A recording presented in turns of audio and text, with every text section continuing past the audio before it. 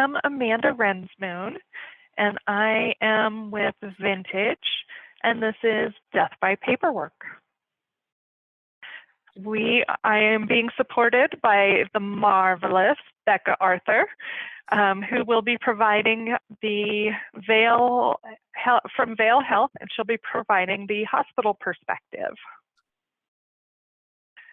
So this is kind of a difficult topic for a lot of people. Death and dying isn't necessarily the most fun to talk about. And I really appreciate you all coming to spend some time with this difficult topic and with us.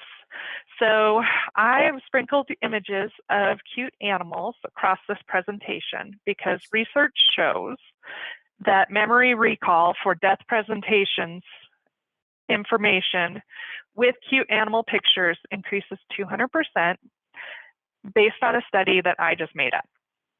So that's our hope, that this will be slightly more pleasant. Okay, so what is a death doula? A death doula is a non-medical expert who speaks about the end of life and provides emotional, spiritual support to the patient, family, loved ones, friends, and their support networks. Right now, there isn't a right now there really isn't a certification, but there are a couple of national associations that are coming together. One of which is NEDA, which has some. I am having just a minute. There it is. Now I can scroll my notes. Thank you. Sorry about that. I get a little nervous doing this. So thank you. But it's really, no two death doulas are the same. Some focus on education, some focus on bedside vigils, but mostly we are there to help provide services and supports for everyone at end of death, because since it's one of those things not a lot of people talk about, then there's a lot of surprises that come about. So why would anyone become a end of life, or colloquially called a death doula? Well, I had a whole lot of loss over the last couple of years. Some was surprising and traumatic, some were life-limiting illnesses, and I learned a lot kind of on the fly there, and I've decided that if I have all this uncomfortable information, that and I can pass that information along to others without, hopefully you won't all have the same experiences that we did. So I have found in a lot of ways, death is really talking about life. When we start to talk about death, there is a lot of kind of stigma. It's taboo. But when you start talking, the mind thinks really well in antonyms sometimes. So when you think about what it is that would be a good death, what is important to you, at that moment, everything kind of helps you determine what's really important and special in your life. And so it's hard to talk about life without death, and it's hard to talk about death without life. So a lot of people kind of have the thought that it's just really morbid to talk about death, and I'll think about that when the time comes. So I'm going to give you a couple of stats that may change your mind, or at least may make you giggle a little. So these are the odds of dying from an electric blanket in the next year. 150 people this year will die from coconuts. I don't know if that's landing on people's head or an allergic reaction. 2 people die from vending machines, and that's not necessarily the food inside the vending machine. 1 in 10,000 people are injured from a toilet.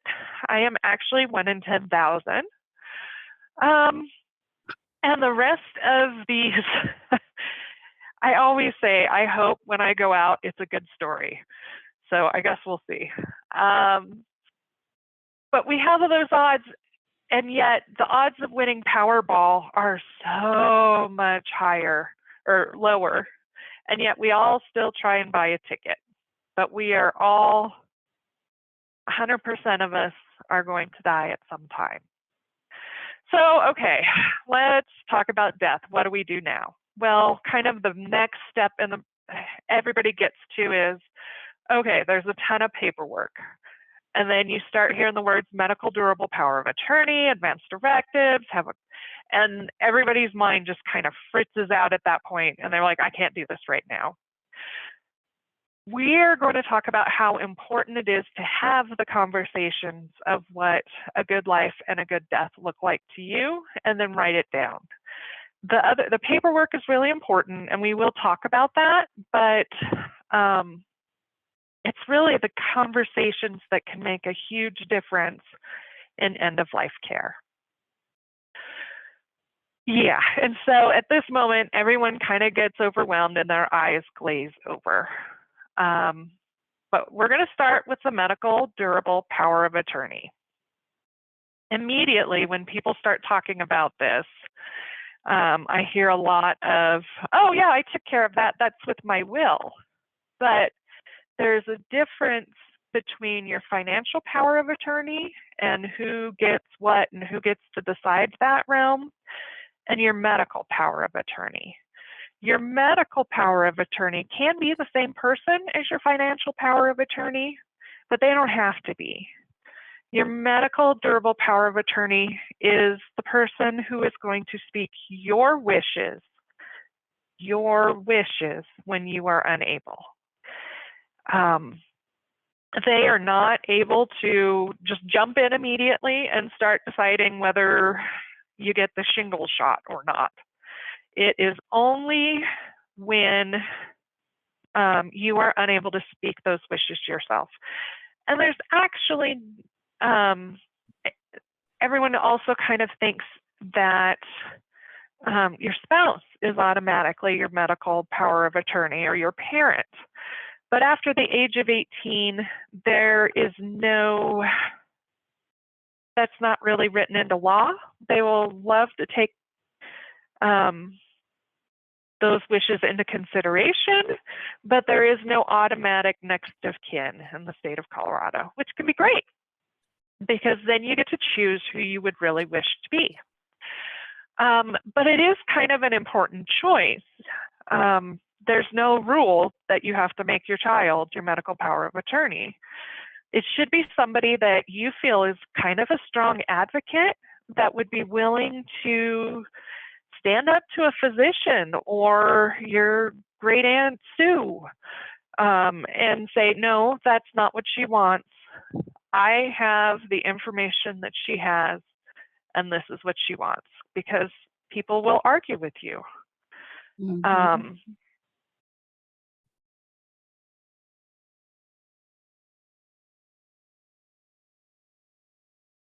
And hop in, Becca, if you have any other information on this or something you want to speak about, but no pressure. Yeah, no, sure, thanks.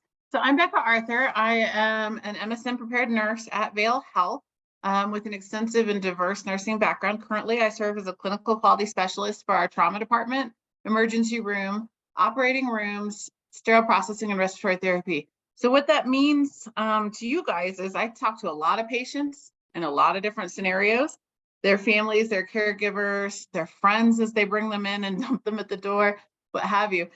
And luckily, I was privileged enough to serve our patient population as a PCU/ICU nurse. So basically what you would call an inpatient floor nurse during COVID. And it really solidified to me some of the needs that we have at Vail Health, but also as a community at large around death and dying, and or the conversations around death and dying. So Amanda and I have kind of teamed up a little bit. While she's the expert in resources and advocacy and in the paperwork, my experience kind of comes from the flip side of it, which is, what do we do with you as a person when you're in our hospital and you've taken a downward spiral turn and you haven't told us who you are, what you want, and there's nobody around, right? So those conversations got really, really clear for me as a person during COVID and as a nurse professionally, that those lack of conversations and those gaps in knowledge and that, really absence of good paperwork telling us how our patients want to be treated, whoa, came into focus. So as you can imagine, if you come in for a broken leg and you're waking up from anesthesia, your course of care is going to be a cast, usually antibiotics, internal fixation, crutches, PT. It's a pretty straightforward algorithm, right? With variables for things like diabetes or weakness, or maybe a home visit to make sure you don't have tripping hazards. It's pretty much you were broken, you've been fixed, and the process of care is restoration. Not so much at end of life cancer care, traumatic brain injury in a coma, end stage, COVID or COPD or heart failure, where your outcomes are going to really be finite. Maybe not now, maybe not tomorrow, but maybe sooner than later. And so what I've come to realize is this paper Amanda is talking about is really a lifeline for our patients to advocate for themselves and to allow nurses like myself to advocate on behalf of my patients. It's not a sad story at all to say that nurses have been at the bedside for death and dying, for millennia. That's not sad at all. It's an honor and a privilege. The thing where I feel this really comes in is that nurses have a unique opportunity, as do our social workers and care techs, to treat our patients as people in a greater quantity of time, say our physicians, our physical therapists, our respiratory therapists that have specific duties in short amounts of time. We get to spend a lot of time with our patients. So if I had a patient, for example, who had end-stage COPD, they will eventually pass from this disease. And it may be just exacerbation, maybe today's not the day, but speaking with them about when the time comes, do you want to listen to music? Who do you want at your bedside? Do you want to be medicated? Really, when they're already in the bed in the hospital, it's a bit late to have those conversations, and it can be very upsetting, even if you're well versed in both social care and medical provision, right? So from a standpoint from a nurse and from our hospital, we're really engaged in this work because we want to avoid ethical dilemmas. We want to avoid disruptive or upsetting care. If our patients don't want it, we don't want to provide it. We want to treat our patients with respect, both social and ethnic considerations or religious or cultural considerations. We want to accommodate to every possibility that we can. And it really does make our job so much easier to focus on our patient if we have some clear directive from our patient. So all of that in one big package says that we want to treat you how you want to be treated, not how we think we would want to be treated, right? That golden rule is kind of turned on its head when it's end of life or imminent death or non-responsive patient care. So I don't want to treat you how I'd like to be treated. It's probably very different. I want to treat you medically, socially, spiritually as the person that you are and you want to be treated. And that is one thing I can say about our entire staff and interdisciplinary teams at Vail Health. And I would venture to say that's probably every hospital across the U.S. is people don't get into the caring professions, with cruelty in mind. Our job is to serve our patients. So one of the things that really brings it to us is if we have an indication that you have an advance directive, whether that's a POA that we can rely upon to give your wishes, a 5 wishes document on file, or some sort of written, notarized, or witness documentation that tells us how to treat you, that you maybe don't want tube feeding, or maybe you don't want life-sustaining ventilation, or maybe you do want antibiotics if you're infected, and certain other care measures, but maybe not life-prolonging care. And so these sort of things are really crucial to us because we put it in your medical record. And if you change your mind and want to change it, we update your medical record. So it makes it very nice. We use technology to be able to share those wishes and those powers of attorney across our service lines. We also are part of the Quality Health Network, which is a health information exchange. For those who aren't sure of what that is, it's a collaboration, an opt-in collaboration between the hospitals in the Western states, particularly Central and Western Colorado and the mountain communities, It's based out of Grand Junction.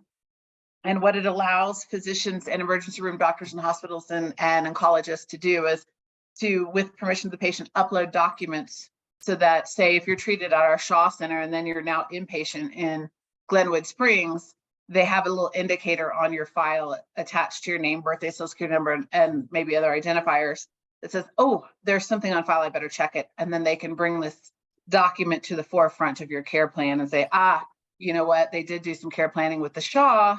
Now that you're inpatient, this is what we have. Is this still correct? And if the person is not able to speak for themselves, at that time, the physician, the attending or the emergency room physician will say, this patient's not able to speak or write or communicate for themselves.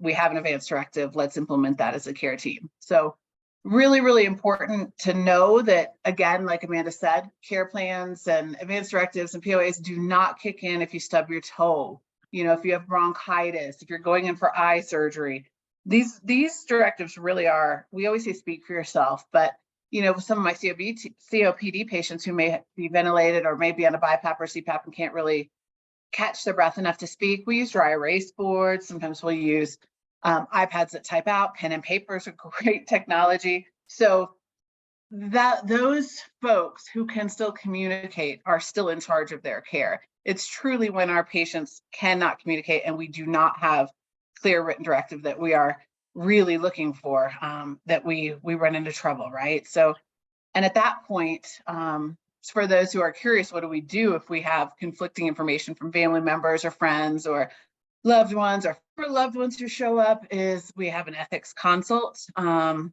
it goes through a long process, which in my opinion as a bedside nurse can delay care and does leave room for error in our approach to care. And those are things that we don't want to do for our patients. So that's a lot of talking, but the reason Amanda brought me here today is to kind of share with you what it means from a clinical perspective when we don't have it and what it does when we do. So I'll try to keep my time short here since you guys probably have questions for Amanda and she's got some more presentation, but an example of not having a clear advance directive, myself as the nurse, and I do have permission to share this story, there won't be any identifiers. I had a patient who came in short of breath midway through our COVID pandemic. We immediately assume he has COVID, and of course he does. He told his little kids that he was going to the store for medicine and daddy would be back. A week later, I'm still talking to his wife every morning at the end of my night shift saying, he's still alive, he's still okay. This is what he's intimated to do with us. Should he become unconscious and unable to participate in his care, are you the person that I should be talking to? And she said, yes, he has an advance directive. I'll bring it to the hospital. It was great. The next time I suited up in my astronaut suit, my PAPR and my bunny suit and everything went in, and I said, so this is the paperwork your wife gave me. Is this the most current? And he was able to nod. And I said, right now you're still in charge of your care. He was able to nod. I said, if for some reason you go unconscious on me and I have to implement life-saving measures, is that okay? He nodded. I said, that's what your paperwork says. So it was really a great life-affirming, stress-relieving. I mean, he was tensed when I came in, untensed. The wife was happy. In this case, it all was great. And he did survive. He was great. I've seen him out in the community. He's doing well. So good story. Flip side of it is my aunt, who I also have permission to tell her story, did die of COPD 4 years ago this August. And in some of her last able to be vocalized words, she asked for me to come. And I was several states away. I literally, arranged for the kids, got in the car, got to the airport, bought a ticket at the airport. Who does that anymore? And flew out to see her. She, I have an advance directive. And I said, yes, I know. And this is what you're supposed to do. And she knew she would die from COPD. This is a long-term thing. And she said, I'm choking. I said, I know, let's get this on. I called the nurse and asked for the order set and said, what can we do? What have they ordered? We go through the kind of the 5-minute medical of it. And my uncle said, she can't go. And very much upset my aunt, very much upset. And she said, I have it in writing and you're not in charge of me. So we were able to provide her comfort. The doctor and resident were able to say, no, we don't need another biopsy. We don't need more x-rays. We don't need all of this futile care. She will die sooner than later from this illness. She wants to be comfortable and hang out with her sorority sisters and her husband and me.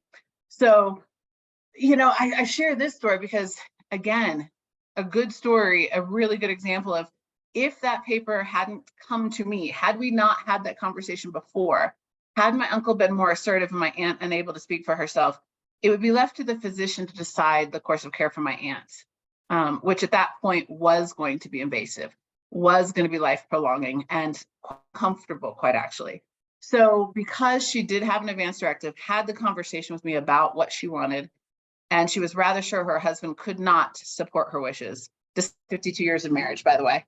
I was able to intervene, not as a nurse, but as a niece, and say, this is the paperwork. Here it is. This is what she wants. And we communicated in the last hours with thumbs up, maybes, and thumbs down, right? So she went out very peacefully with a party hat on, a little bit high from her morphine, smile on her face, and good and comfortable. So a good death. Nobody likes the death, but it's a good death. And it was the way she wanted. And I'm very, very proud of that moment. And my uncle now, many years out, or 4.5 years out now, has said repeatedly that he was glad we did what she wanted. So, that gives me both pride, a little nostalgia, a little, melancholy, but also reassurance that what we can do for folks in the community is spread the word, and make it so that people aren't in pain, aren't suffering, their loved ones aren't enduring additional expenses that are futile, and that everybody's treated with respect and dignity. And so that's my story. So questions at the end, but Amanda, did I cover everything that you wanted me to? I think that's perfect. Okay. I'm going to break that down into kind of smaller pieces as we go through. But that's definitely the background of why this can be so important and really affect the course of your end of life process. So we discussed the medical power of attorney. That is the person that has the ability to speak your wishes when you are unable to. But how do you kind of determine what those wishes are? So the next step is what is called the advance directives or living will. This is really the part where you kind of formalize the medicalization of what your care looks like and end of life treatment and support. Once you kind of get to this point, there can be a lot of anxiety. There's words that people use in the paperwork that they don't necessarily are 100% sure what it means. But kind of, we're going to take some steps to make it feel a little less scary. The first myth about advance directives, these are not a DNR. That is a separate, very specific form signed by your physician, and it's time sensitive. This is kind of more general, and it's actually not a legal form. What it does is it provides immunity from prosecution for physicians, EMS, people to participate in your wishes. And kind of at this point, I feel there's a moment where trying to determine what's really important in your life and to you. I've often recommended to people to try and write your own obituary. What do you most want to be remembered for? What is most important in your life? And write that down. Who is most important in your life? Who inspires you? Who do you want to be? And take some time and write that down and what it looks like to be able to meet those goals, as well as things you absolutely don't want to have happen. Life support treatment means any medical procedure, device, or medication to keep you alive, and can involve stuff. This is Becca's realm, but it can be really intimidating. There's some forms. I recommend the 5 wishes at this point. They've really worked hard to kind of break it down into more, into terms that are more understandable than clinical. And so we'll talk about that here in a minute, but I'm going to let Becca, looks like she came off mute, so we're good. Okay. So from a hospital setting or a long-term care setting, advanced directives when we're talking about life support. That means without this intervention, the natural cause of death will subsume you. So sometimes that is a mechanical intervention like ventilation, where we put a tube down your throat and we help you breathe. Sometimes that's pacing your heart. If you don't normally have a pacemaker and you've gone into cardiac arrest and you've had some interventions, your heart may eventually fail anyway. So a pacer sometimes would save your life, as opposed to the natural course of that heart failure would be passing away. And there's no way to know whether that would be a slowing of the heart and then a stop, or just an abrupt stop, right? A cardiac arrest. So things that we would consider life support would be ventilation, is a big one. Intubation with ventilation, right? Pacing of the heart, ECMO, CPR in a case, again, this is a DNR CPR situation that's a little bit different, but anything that would sustain your life, tube feeding, artificial hydration. If you can't swallow, you can't drink, and you don't want IVs or tube feeding, or in particular intravenous feeding, where we put total parenteral nutrition in your veins to keep you alive, the natural course of not eating and not drinking is dying, right? So those are things we can say if you want to be kept comfortable versus be kept alive, right? So there are some nuances there, and the best thing that we do with families is consult in the moment, or with the patient consult in the moment with what that means. But if a patient has a very clear, or a person in the community has a very clear idea of things that they do not want, period. I do not want surgery to save life, no matter what. Okay. I do not want a blood transfusion to save my life, no matter what. Okay. Those are things that are life-saving and or life support. So there are differentiations you can make while you're clear and lucid and advocating for yourself here and now in the real life moment, before these either traumatic or long-term chronic things, before death comes knocking. So those are nuanced, and I'd be happy to answer, specific questions about those, but generally I would recommend we speak with physicians. Life-sustaining is different than life-saving. And then again, there's always the question about antibiotics and things like that.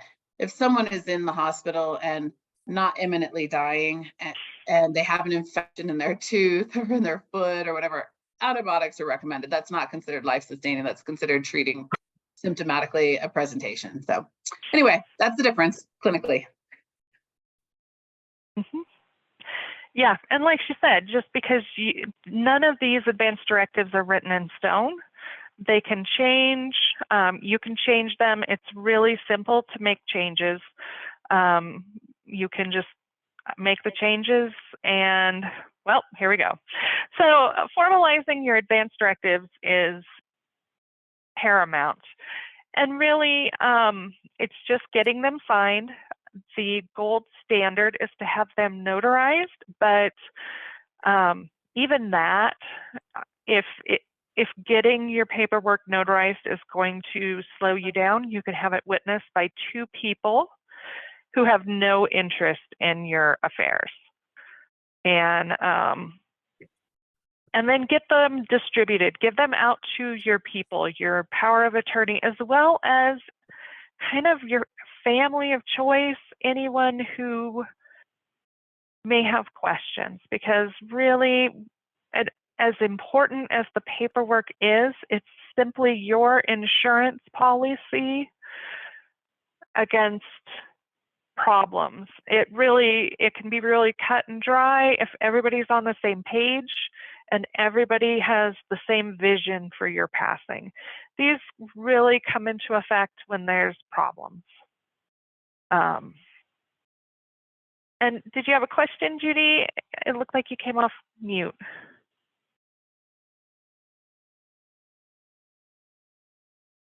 Okay, cool.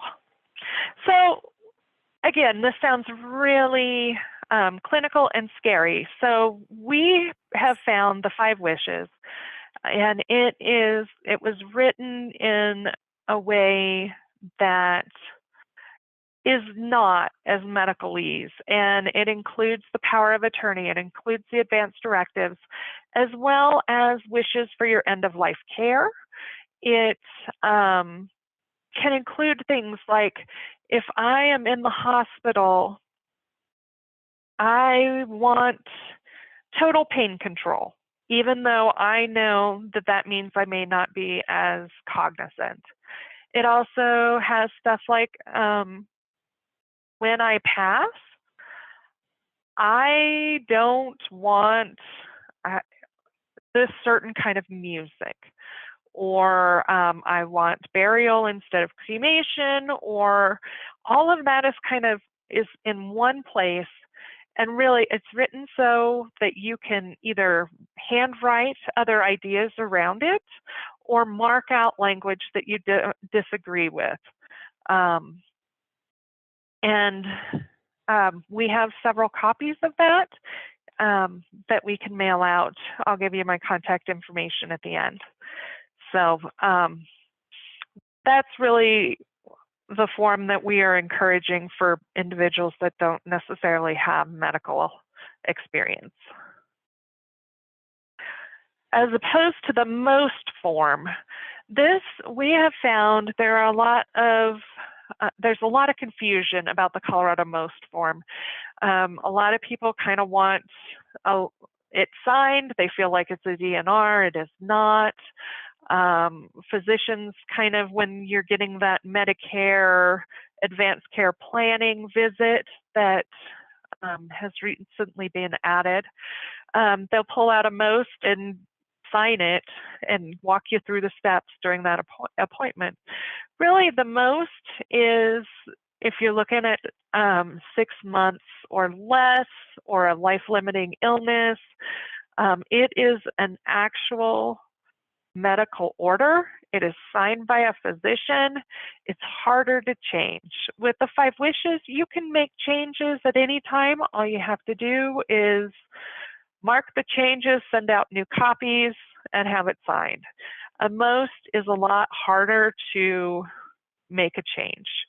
I kind of feel like, the medical power of attorney, advanced directives, is kind of writing your wishes down in pencil, whereas the most form is writing your wishes down with like a pen. It is much harder to change. So it exists, it's out there, that's what it looks like.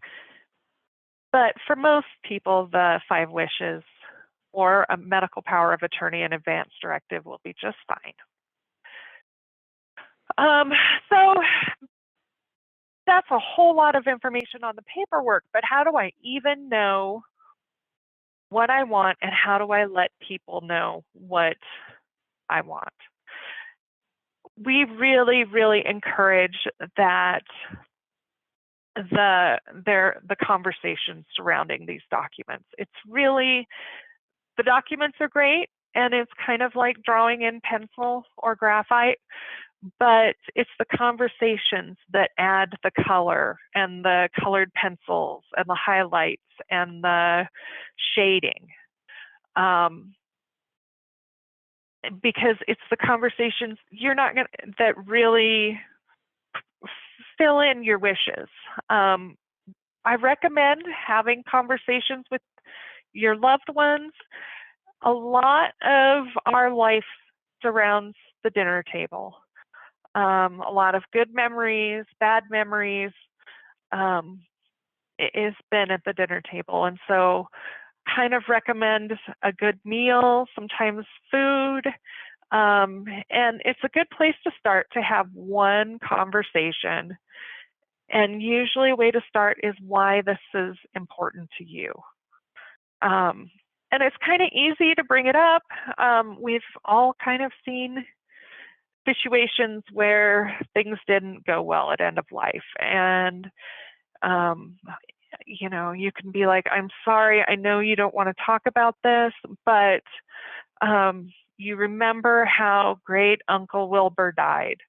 And I don't want that to happen. You saw how their family came apart, and now nobody speaks to each other. So it's really important to me that we sit and have this talk. And there's a great format with that. There's also an entire movement called Death Over Dinner. And you come and you toast your loved one and you talk about foods. And some of my favorite questions during that were, what foods do you remember a loved one cooking for you? And that kind of brings those memories up and the good memories, and what helps you kind of examine their life and your life and makes those conversations less taboo. I definitely recommend check it out. It's definitely less painful than some Thanksgiving dinners I've attended. So yeah, check it out. So you've got a plan, you've had the conversations, you've got a power of attorney and your advance directives, and it's all wrapped up in your 5 wishes. And that's great. The plan itself is great, but it's that act of having the plan that's going to make the most difference. Because we've all made plans. We've all made vacation plans. We've all made party plans, and it's great, but no amount of planning will ever have it go off the same way as the plan. It's those discussions made during the planning that help you kind of ebb and flow where you need to. So what happens when you get a life-limiting diagnosis? No matter how prepared you are, you're going to get knocked off your feet. And it's going to take you back, and you're going to go immediately into fight or flight mode. And this is kind of the point where you start re-examining your priorities and quality of life. This is, I know my daughter's got graduation coming up in November.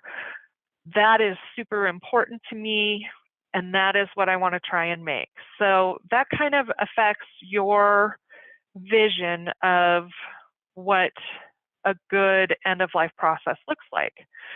Are you willing to be in pain and have more chemo for the 6 months prior to that? Or are we looking more at palliative care? What are your wishes? At this point, you're in the shock phase. It's what happens when people are in this fight or flight mode. They have just had all of their plans and visions pulled from them. They feel like they have very little control over what is happening, and kind of the main goal is to try and give those involved a little dose of control over a world that doesn't feel like it has any. And one of the great ways to figure that out is to learn to listen. And we all think we know how to listen, and only a few of us are actually, most of us are just waiting to talk, as opposed to just really listening. There is an incredible training program in Colorado for, it's like a 4-day training on learning how to listen to people. And I'm going to try and do it in about 10 seconds. So it's, in order to listen, you have to be fully present. Turn off all of your electronic equipment, plan a time, sit, listen. You're going to look at the person or on the phone, and the, I understand. You're going to provide door openers that are like, tell me more. Oh, that sounds really tough. You must be really hurting and feeling like things are out of control. And probably my best advice for listening is silence. People nature abhors a vacuum, right? So if you just take that and wait, they will provide more information or more of what they're feeling. And it's that half-second pause that will really make a difference. And, to make sure you understand what they're saying, take that moment and tell them back what it sounded like you heard. Give them the emotion that it hit you and see if that's the same as what they're experiencing. So listening cannot happen enough. So good listening looks like that. Less great listening includes being distracted. It's providing the platitudes of everything happens for a reason. Is really not super helpful at that time. No one's looking on the bright side of life at that point. They are just hurting. And one of my favorite phrases from Brene Brown when she's talking about this difference between sympathy and empathy is anything with the phrase at least. Well, at least you're 80. Yeah, but I'm still dying and I wasn't ready. Or, at least you had Christmas. Yeah, well, I want my birthday too. So it's really kind of getting down into those feelings and sitting with it and being with them and feeling the ickiness, because it is just all icky. So once you go through this shock phase, you're moving into then you kind of move into the stabilization phase. That's where you get a little bit of extra time, hopefully, where you can talk to your loved ones and start discussing what kind of care is available in the area, what changes you may need to your environment. Are you going to need a lift? Are you going to need some home modifications? Do you need to have someone move in with you to provide additional help and support? And so there's a lot of conversations around this that need to take place. So, and as you are starting to consider perhaps additional help and care, it can be really unnerving. And how do you make a decision about where to take your loved one? Is this a good facility? Is this not a great facility? There's a lot of places that provide some non-biased information on long-term care facilities, on home health and hospice. Medicare has a ton of paperwork that they require for people providing care. And then they collect all that data, and you can go through and compare this home health agency to that home health agency, or what is this facility's ratings. Colorado Department of Public Health and Environment also has. They provide some of the regulatory oversight as well. So you can find out really quickly if this facility has had occurrences. Do they have a great record or a bad record? So I recommend checking it out, do your research. There's a big difference between Medicare and Medicaid and the services provided under either. A lot of people just automatically assume that Medicare is going to cover their time in a long-term care facility, also known as a nursing home. And most of the time it doesn't. There are a few instances where it does, but for the most part it does not. So you get into the stabilization phase, and this is kind of your catch-up phase. You've had the shock phase, you're worried about the life-limiting illness. But things have kind of slowed down. You're in ongoing care, but this is the time when you can kind of look at your life review, and it's a great time to write letters for loved ones. I've seen a lot of really great letters that can be sent to your loved ones and given to them on like their birthday, for each birthday for the next 10 years, or I'm not with you when you graduate from college, but here's a letter of how proud I am. Don't open it till you graduate. And one of the other really positive things that can happen during this time is forgiveness. And Dr. Ira Bayek, he was in hospice care for a really long time and recommends this process of please forgive me, I forgive you, thank you, and I love you. And kind of using that as the grounds for conversations, because even with people that we are very, very close to, there may still be some unfinished business to work through. And hopefully there's a long, wonderful stabilization phase, but eventually there will be the transition stage, and that's where the body starts to shut down, stop eating and drinking. There's a lot of talk about going on a trip sometimes, or I've got to pack my bags, and people can get kind of anxious and they'll start to sleep more. They'll also sometimes talk about seeing loved ones or guides. It's the veil. The veil seems very thin at this point, and some confusion wells up. You're balancing medication with cognition at the time, and it. What I think is really super important to remember during this stage is that it will look like someone is kind of on death's door, and then all of a sudden they may perk up and they're eating and they're wanting to go shopping and on the phone, and there's a moment where you're like, well, maybe everything's okay, they're going to be fine, and I knew they'd beat it. But a lot of times that surge of energy is actually just a gift before actively dying. And kind of that's your time to get those last minute loving thoughts and feelings, because more than likely they are going to continue to transition to actively dying. Active dying is really all of those symptoms that we equate with dying. Start getting to get temperature changes. There's this different breathing, the Cheyne-Stokes,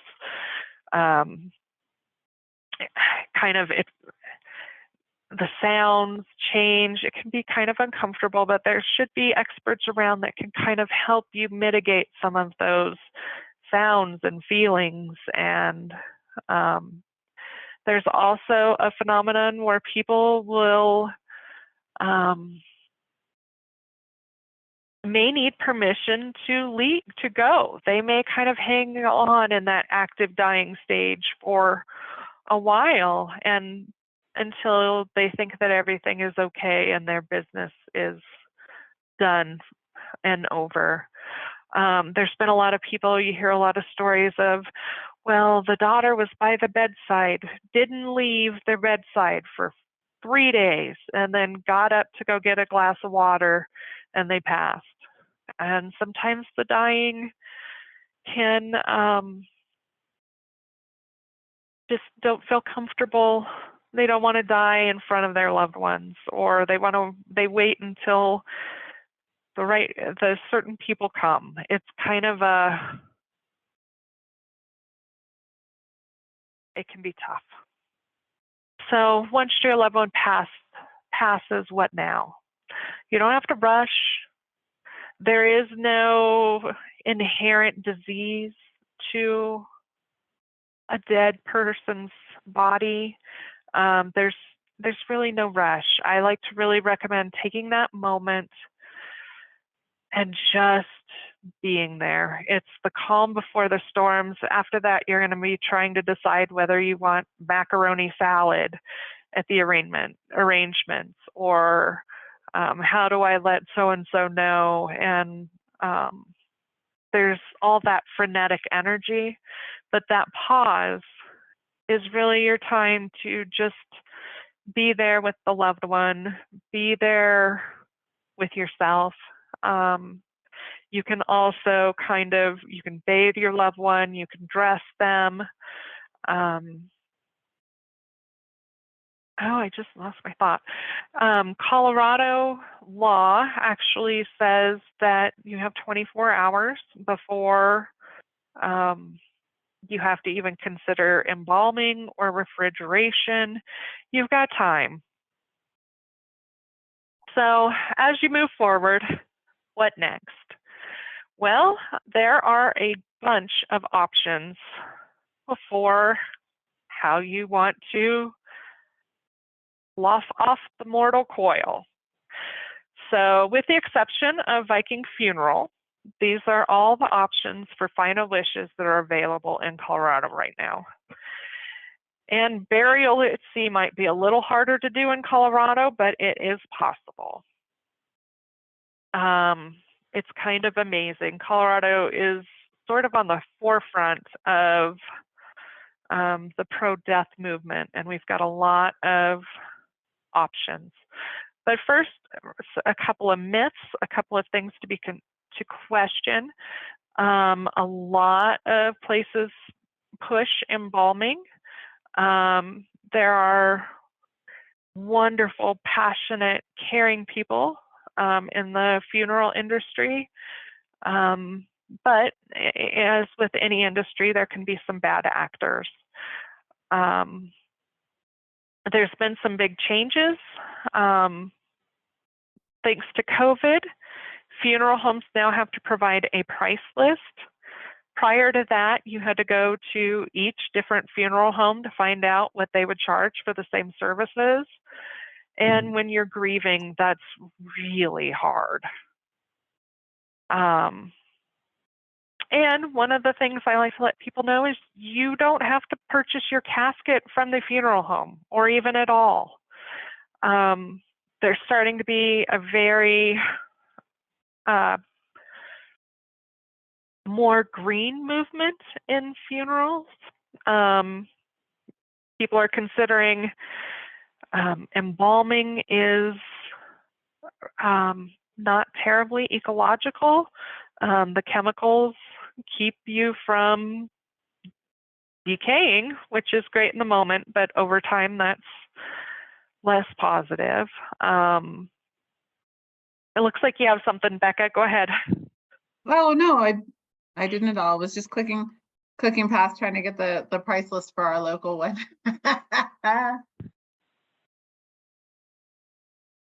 No, nothing to add. Keep going. You're doing great. Thanks.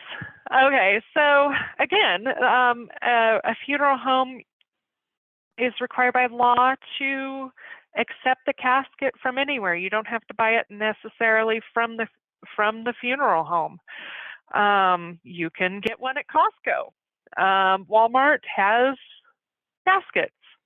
And there's also options for green burial that are coming. You can be a tree. It's a growing market. There are some different requirements in some cemeteries. Some say you can have a green burial, but you have to be in a cement vault so that the grass lays straight. There is also a new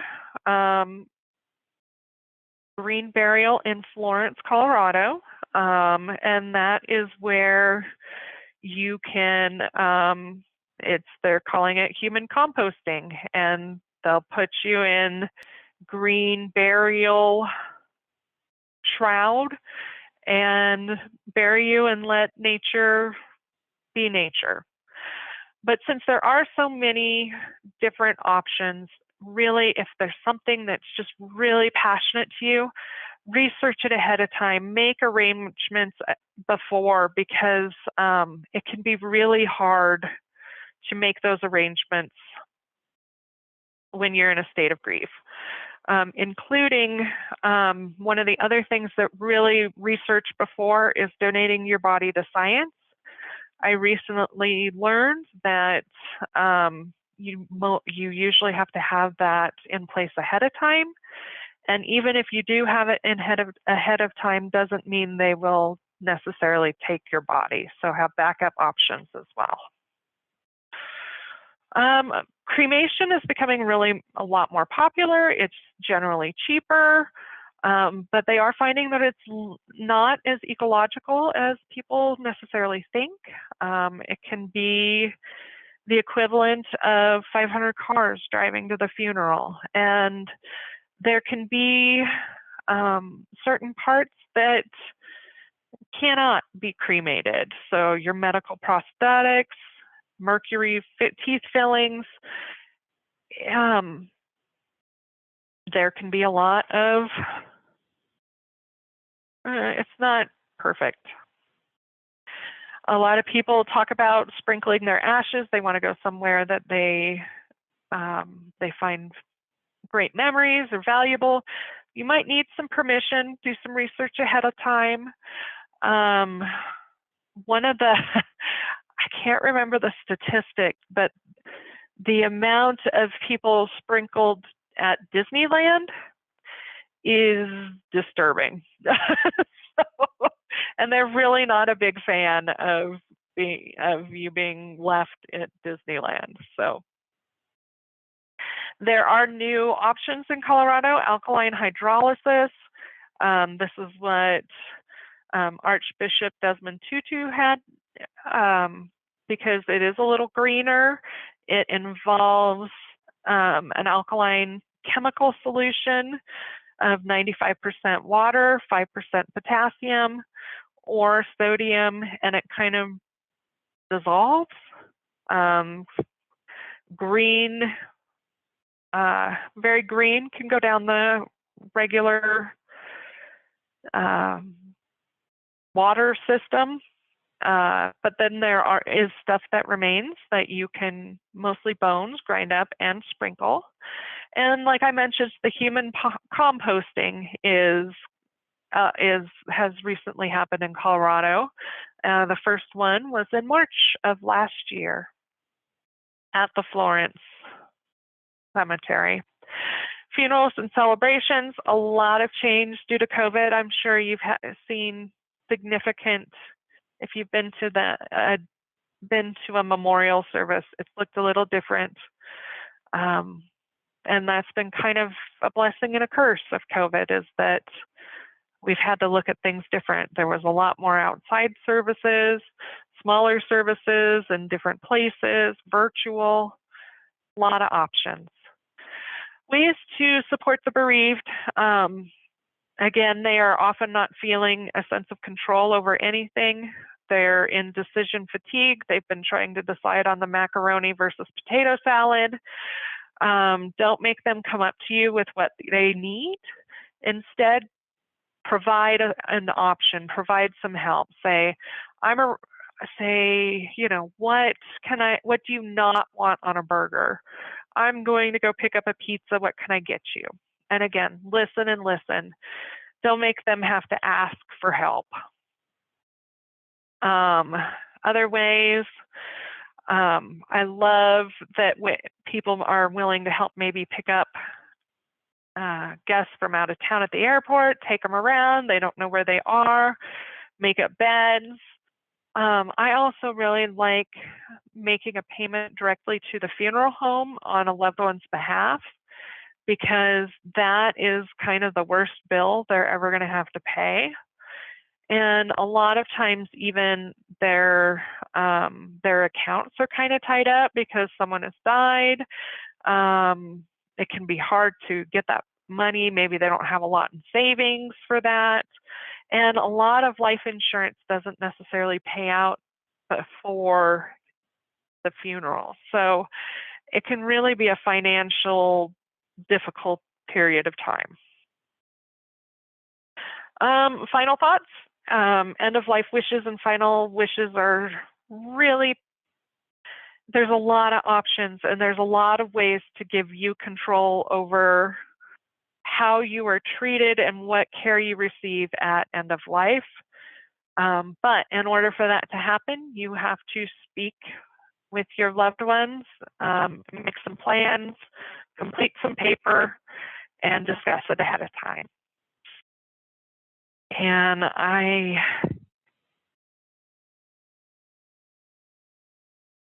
think that's it. Oh, Erin just posted, there's a presentation today at 11:30 from AgeWise Colorado about funeral and green burial options. So that's exciting. The link is in the chat. Any final words, Becca? Okay, any questions? So. I apologize. We made it in a minute over, but just barely. So open for questions or just statements, anything you want to share.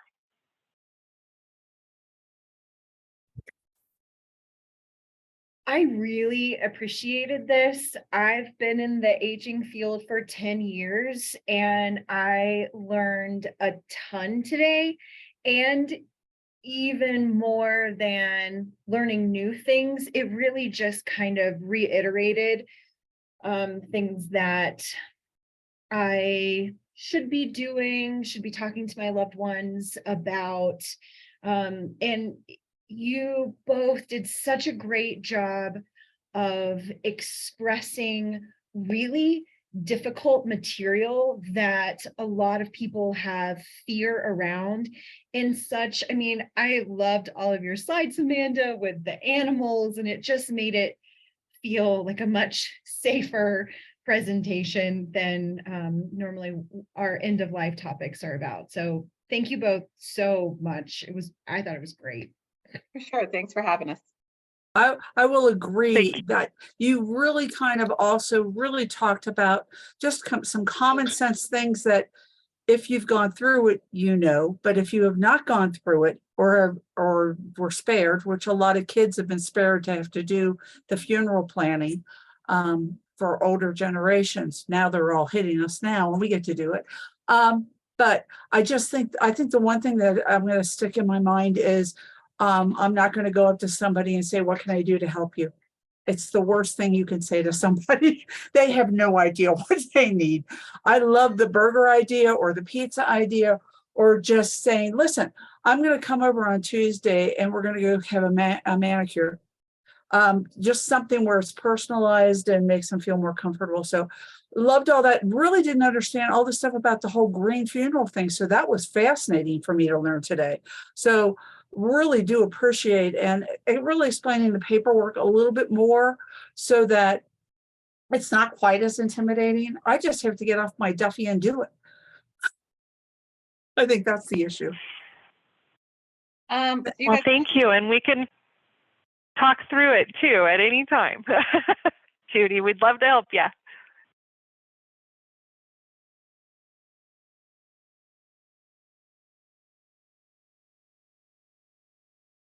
Sorry, I think I overspoke on someone. Oh, I was just going to say to Judy that we were available via email or phone anyway, so it's all good. And I know what I can do. You guys, I did my 5 wishes before. I'm updating it. So I write on the back of it who I gave it to and when. I don't think you guys can quite see with the blurry background, but I write on the back of my 5 wishes when I've updated it and send it out to my friends who are my people. So if you guys use that form or another one, you sticky note and keep your forms handy. That would be the only other thing I say is when you get off the desk, you can fill it out. Make sure that you have, don't lock it away somewhere where it can't be found.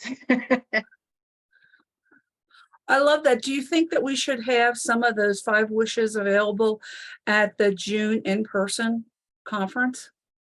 Because I'm thinking that could be kind of easy to just have them available, and if people want them, they can pick them up. I have a stack of them. We can totally do that. Okay. And it looks like there's one more question for you, Amanda, in the chat about how to become a death doula. Oh, wow. Thank you. There are a lot of different paths at this point, since it's not necessarily there isn't a certification yet. There are a lot of different, I did an online school from doula givers, and it was like 150 hours of online coursework. And then there was a practicum component of, I think, 150 hours of being with someone who's dying and helping them work through the paperwork and some vigil work and being at the bedside as they passed. There's a multitude of schools. I wished I could remember what NEDA stands for. I think it's the National End of Life Doula Association, yeah. I should Google it. It is National Doula Association. And they have a lot of great information. I think they have a bunch of schools that that participants, members can be a part of. and figure it out from there. Really, since it isn't necessarily certified it with a national standard yet, anyone can call themselves a death doula. So you'll really want to kind of vet somebody. No two death doulas do it the same. I like to do the education and the life review portion of it. Some are very helpful at family conflict, grief afterwards, or anticipatory grief are their expertise. There's just a lot of opportunity and a lot of different routes. So thank you.